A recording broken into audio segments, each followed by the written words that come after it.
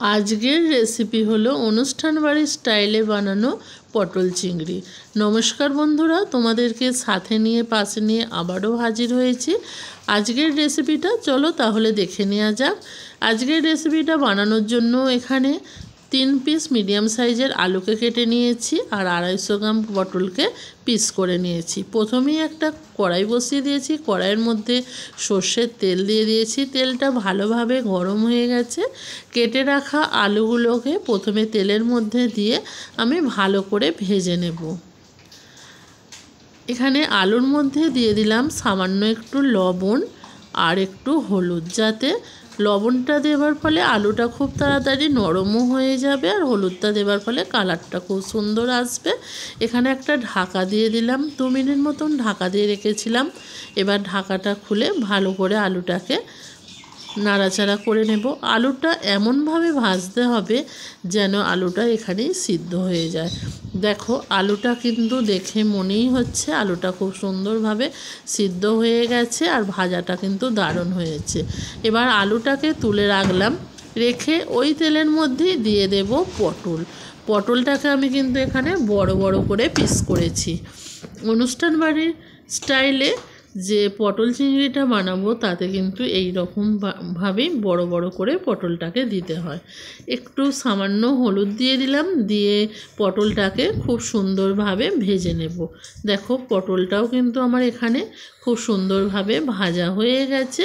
এবার পটলটাকে আমি তেল থেকে তুলে নেব। সমস্ত পটলটা তেল থেকে তুলে নেব আর এই রকমভাবেই কিন্তু পটলটাকে ভাজতে হবে। এবার কড়াইয়ের মধ্যে দেখো তেল আছে, ওই তেলের মধ্যেই দিয়ে দেব আগে থাকতে মাখানো লবণ হলুদ দিয়ে চিংড়ি মাছটা দিয়েও আমি এবার ভালোভাবে চিংড়িটাকে ভেজে নেব। চিংড়ি মাছ কিন্তু খুব বেশি ভাজবে না, খুব বেশি ভাজলে চিংড়ি মাছ শক্ত হয়ে যাবে। তাহলেও চিংড়ি মাছটা দেখো আমার ভাজা হয়ে গেছে। এবার চিংড়ি মাছটাকে আমি কড়া থেকে তুলে নিয়েছি।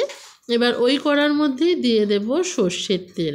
আমি পুরো রান্নাটাই কিন্তু সর্ষের তেলে করব। তেলের মধ্যে ফোড়নে দিয়ে দিলাম তেজপাতা, শুকনো লঙ্কা, এগুলো খুব ভালোভাবে ভাজা হয়ে গেছে। এবার এখানে দিয়ে দেব সামান্য একটু গোটা জিরে।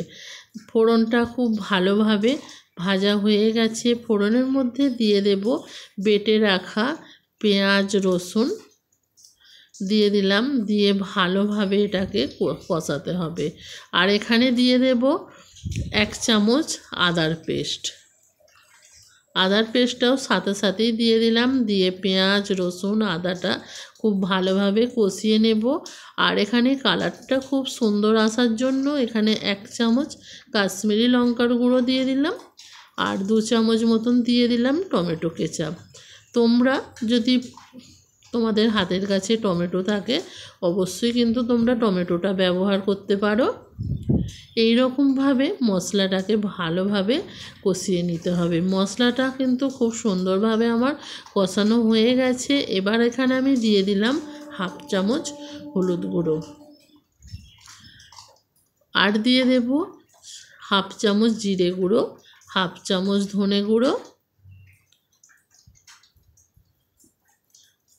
আর ঝালের জন্য দিয়ে দিলাম লঙ্কার গুঁড়ো, 1 চামচেরও কম লঙ্কার গুঁড়ো দিয়ে ভালোভাবে মশলাটাকে আমি কষিয়ে নেব। মশলা খুব সুন্দরভাবে কষানো হয়ে গেছে, মশলা থেকে তেল ছেড়ে বেরিয়ে এসেছে। এবার ভেজে রাখা আলু পটল আর চিংড়ি সব একসাথে দিয়ে দিলাম মশলার মধ্যে, দিয়ে ভালোভাবে কষিয়ে নিতে হবে। কারণ অনুষ্ঠান বাড়ির পটল চিংড়িটা এই রকমভাবেই করে, এমনভাবে আলু পটল ছাঁকে সিদ্ধ হয়ে যায়। সামান্য একটু জল দিলাম গ্রেভির জন্য, দিয়ে ভালোভাবে এটাকে ফুটিয়ে নেব। 2-4 মিনিট ফুটিয়ে নিলেই রান্নাটা কমপ্লিট হয়ে যাবে। দেখো ভালোভাবে জলের সাথে মশলাটা মিক্সড করে নিলাম আর কতটা সুন্দর কালার এসেছে দেখো, দেখতেও কিন্তু খুবই লোভনীয় লাগছে। সব কিছু ভালোভাবে মেশানো হয়ে গেছে। এবার আমি এখানে দিয়ে দেব স্বাদ মতো লবণ। লবণটা দিয়েও এটাকে ঢাকা চাপা দিয়ে 2-3 মিনিট মতন ফুটিয়ে নেব। 2-3 মিনিট পর ফিরে আসছি বন্ধুরা। দেখো ফিরে এলাম, কত সুন্দরভাবে তৈরি হয়ে গেছে এই পটল চিংড়ি। এবার এখানে আমি দিয়ে দেব সামান্য একটু ধনেপাতা। আজকের রেসিপিটা তোমাদের কেমন লাগলো অবশ্যই কিন্তু কমেন্ট করে জানাবে। তোমরা যদি ইউটিউব থেকে দেখে থাকো তাহলে চ্যানেলটাকে সাবস্ক্রাইব করবে, আর ফেসবুক পেজ থেকে যদি দেখে থাকো আমার পেজটাকে ফলো করবে নিত্য নতুন রেসিপিগুলো দেখার জন্য। আজকের মতো ভিডিওটা আমি এখানেই শেষ করছি। আবারও দেখা হবে পরের দিন নতুন কোনো এক ভিডিওর সাথে। ততক্ষণের জন্য সবাই ভালো থেকো, সুস্থ থেকো, টাটা।